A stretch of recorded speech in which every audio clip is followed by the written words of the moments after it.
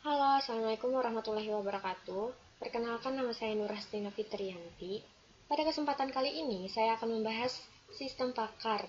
Lebih tepatnya membahas tentang dua strategi pada mesin inferensi sistem pakar. Apa itu sistem pakar? Sistem pakar adalah salah satu cabang AI atau Artificial Intelligence atau biasa yang disebut dengan kecerdasan buatan. Sistem pakar merancang sebuah komputer untuk dapat menirukan seorang ahli pakar dalam menyelesaikan sebuah masalah.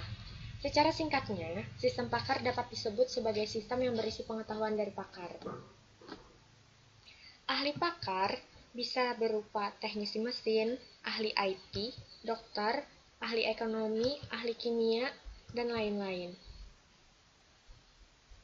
Sistem pakar dibuat untuk membantu atau mempermudah para ahli pakar. Di dalam aplikasi sistem pakar, dua hal utama yang harus ada yaitu yang pertama metode representasi pengetahuan, yaitu bagaimana caranya kita merepresentasikan apa yang menjadi pemikiran dari pakar. Kemudian yang kedua ada metode inferensi. Metode ini akan mencocokkan data yang ada di lapangan kemudian juga dengan data yang sudah direpresentasikan tadi. Langsung saja ke dua strategi yang ada di mesin inferensi sistem pakar, yaitu ada forward chaining. Ini disebut dengan metode penalaran maju. Metode ini bisa disebut dengan data driven. Kenapa disebut data driven? Karena dia berbasis data dulu baru kesimpulan. Dimulai dari mengumpulkan fakta-fakta berupa data dan aturan-aturan atau rules yang telah diketahui atau didapatkan, baru kemudian diterapkannya aturan yang telah diketahui tadi untuk menemukan semua kesimpulan pada fakta atau data yang telah kita ketahui. Forward chaining digunakan jika banyak aturan berbeda yang dapat memberikan kesimpulan yang sama, banyak cara untuk mendapatkan sedikit konklusi atau kesimpulan, benar-benar sudah mendapatkan berbagai fakta dan ingin mendapatkan kesimpulan dari fakta-fakta tersebut. Adapun tipe sistem yang dapat menggunakan teknik pelacakan format chaining, yakni sistem yang direpresentasikan dengan satu atau beberapa kondisi. Untuk setiap kondisi, sistem mencari aturan-aturan dalam knowledge base untuk aturan-aturan yang berkorespondensi dengan kondisi dalam bagian if. Setiap rule dapat menghasilkan kondisi baru dari konklusi yang diminta pada bagian then. Kondisi baru ini dapat ditambahkan ke kondisi lain yang sudah ada. Setiap kondisi yang ditambahkan ke sistem akan diproses. Jika ditemui suatu kondisi, maka sistem akan kembali ke langkah 2 dan mencari rule-rule dalam knowledge base. Jika tidak ada kondisi baru, sesi ini akan berakhir. Kemudian ada backward chaining. Backward chaining adalah kebalikan dari forward chaining, di mana dimulai dengan menemukan kesimpulan atau tujuan yang diinginkan, kemudian bekerja mundur untuk mendapatkan fakta-fakta pendukung yang kemudian akan digunakan untuk membuktikan fakta yang ada, apakah fakta tersebut memiliki nilai yang benar atau tidak.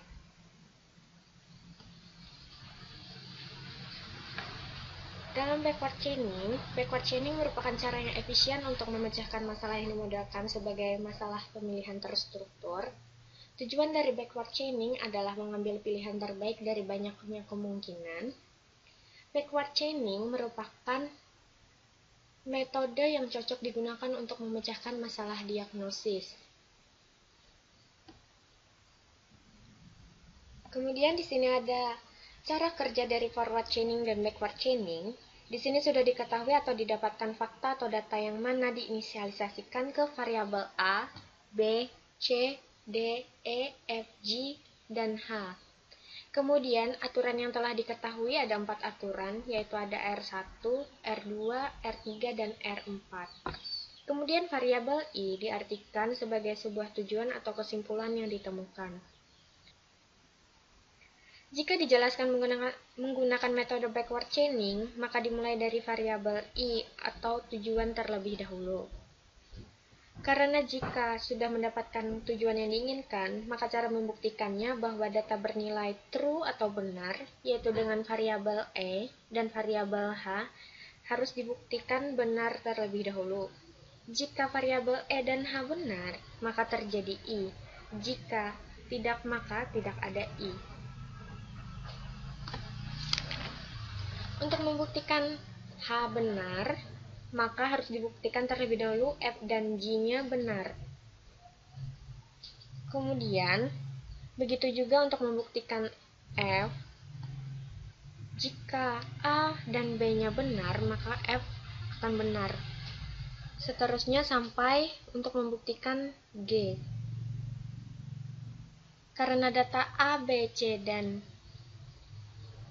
E telah dibuktikan, maka I juga dapat dibuktikan, yang mana datanya bernilai benar. Penjelasan forward chaining, maka akan terjadi sebaliknya. Jika kita harus menemukan atau mengetahui fakta atau data terlebih dahulu, baru kemudian diterapkan ke dalam aturan yang telah diketahui tadi. Jika sudah mengetahui bagaimana cara kerja dari forward chaining dan backward chaining, maka kita akan menerapkannya ke dalam contoh kasus berikut. Kasusnya ada, seorang pasien ingin memeriksakan kesehatannya apakah dia mengalami DBD. Fakta atau data yang telah kita dapat, pasien mengalami bintik-bintik merah di kulit dan demam tinggi. Di sini kita sudah membuat fakta-fakta yang digunakan. Variabel T dengan keterangan yang terdapat bintik merah pada kulit, U diare 5-8 kali per hari, V demam tinggi 38 hingga 40 derajat Celcius, variabel W menggigil dan terasa ngilu tulang, variabel X sakit mata saat memandang ke samping, variabel Y tekanan darah menurun, variabel Z mengalami DBD. Maka dapat ditemukan bahwa variabel T dan V adalah data awal kita yang bernilai benar. Untuk contoh penyelesaian kasus, menggunakan metode backward chaining, kita akan membuat perpindahan notnya dengan menggunakan 7 aturan yang ada di tabel ini, dengan membawa fakta awal yang telah diketahui, yaitu T dan V yang bernilai benar. Ingin dibuktikan apakah Z juga bernilai benar berdasarkan fakta awal yang telah kita miliki. Di sini sudah kita letakkan fakta awal yaitu T dan V, yang mana menghasilkan X. Terlihat ada pada tabel aturan yang ada di sini. V bernilai benar dengan menghasilkan U. Kita cari lagi di dalam tabel aturan apakah U ada pada bagian if. Di sini ada 2U pada bagian if. Karena di sini sudah ada X, maka kita akan memakai aturan jika U dan X maka menghasilkan Y pada aturan ke-5. Pada tabel aturan Y, maka menghasilkan W. Kemudian pada tabel W, maka menghasilkan Z. Maka kesimpulannya, pasien mengalami penyakit DBD. Kemudian selanjutnya, bagaimana jika kasus tadi diselesaikan dengan metode backward chaining? Penjelasan ini sama seperti yang sudah dijelaskan pada bagian cara kerja forward dan backward chaining tadi. Caranya adalah kita melihat data awal tadi yaitu T dan V bernilai benar, dan ingin kita buktikan apakah Z bernilai benar juga. Z akan benar jika W benar. Untuk melihat apakah W benar, maka kita harus melihat pada bagian tabel aturan di bagian then. Jika di forward chaining tadi kita harus melihat di bagian if, maka di backward chaining kita harus melihat di bagian then. Kemudian untuk melihat apakah W benar, di sini ada W. W benar jika Y benar. Kemudian Y benar jika W benar jika Y benar. Lihat lagi pada tabel aturan, di sini ada 2Y pada bagian then, pada rules ke-5 dan rules ke-2. Maka Y benar jika U benar. Ini kita pakai aturan yang kedua terlebih dahulu. Y benar jika U benar. U benar jika V benar. Dilihat lagi di dalam tabel, di sini V ada tidak pada bagian then. Jika tidak ada, maka V tidak bisa dilanjutkan karena V merupakan buntu. Maka kita harus mencari solusinya, yaitu di sini ada Y pada bagian rules kelima. Jika Y benar, maka U dan X benar. Jika Y benar, maka U dan X benar. U benar, jika U benar, maka V benar. Kemudian, X benar jika V dan T benar. Maka dapat kita simpulkan bahwa Z bernilai benar dari dua cara penelusuran Y terhadap nilai dari 2Y. Maka dapat kita simpulkan, baik dari forward chaining maupun backward chaining, bahwa kesimpulannya adalah bahwa Z bernilai benar dengan fakta awal T dan V bernilai benar.